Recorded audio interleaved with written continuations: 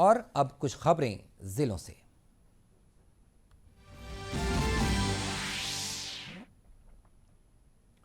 जिले के छत्तीसगढ़ कर्मचारी अधिकारी फेडरेशन महंगाई भत्ते और गृह भाड़ा भत्ता समेत 2 सूत्रीय मांगों को लेकर बुधवार को सामूहिक हड़ताल पर रहे, जिससे में कबीरधाम जिले के समस्त विभागों के लगभग 9,000 से ज्यादा राज्य सरकार के कर्मचारी हड़ताल में प्रत्यक्ष या अप्रत्यक्ष रूप से सम्मिलित हुए।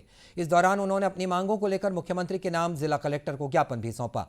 जिले के कर्मचारी कवर्धा के राजमहल चौक पर धरना स्थल पर एकत्रित हुए। इसके बाद वे सभी रैली के माध्यम से कलेक्ट्रेट पहुंचे, जहां उन्होंने राज्य सरकार के नाम केंद्र सरकार के समान 34% महंगाई भत्ता और 7वें वेतनमान पर गृह भाड़ा भत्ता केंद्र सरकार की देय तिथि से देने की मांग का ज्ञापन शासन को सौंपा।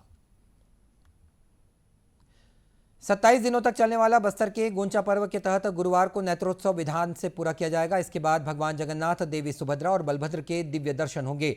चंदन यात्रा विधान के बाद से प्रभु अनसर काल में थे, इसीलिए 15 दिनों तक इनका दर्शन वर्जित माना जाता था। शुक्रवार 1 जुलाई को रथ परिक्रमा की जाएगी। ये परंपरा करीब 615 सालों से चली आ रही है। बताया गया है कि भगवान जगन्नाथ, देवी सुभद्रा और बलभद्र के विग्रहों को मंदिर के गर्भगृह के सामने स्थापित किया जाएगा। यहीं आकर भक्त दर्शन कर सकेंगे।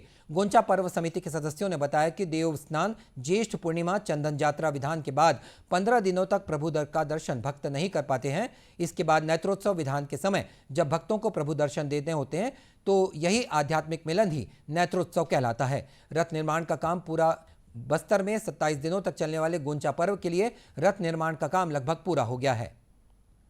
छत्तीसगढ़ के जशपुर में साप्ताहिक बाजार में बिजली गिरने से 3 लोगों की मृत्यु हो गई। मृतकों में एक 11 साल का बच्चा भी शामिल है, जबकि 2 लोग गंभीर रूप से झुलस गए हैं। जानकारी के मुताबिक बुधवार दोपहर में अचानक मौसम में बदलाव आया और इस दौरान गरज चमक के साथ तेज बारिश होने लगी। बताया गया कि डांड के साप्ताहिक बाजार में तेज बिजली गिरी, जिससे बाजार में हड़कंप मच गया और भगदड़ शुरू हो गई। कुछ देर बाद लोगों ने देखा तो सड़क पर 5 लोग बेसुध पड़े थे।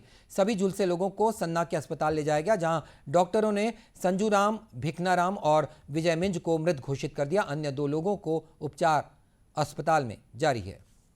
और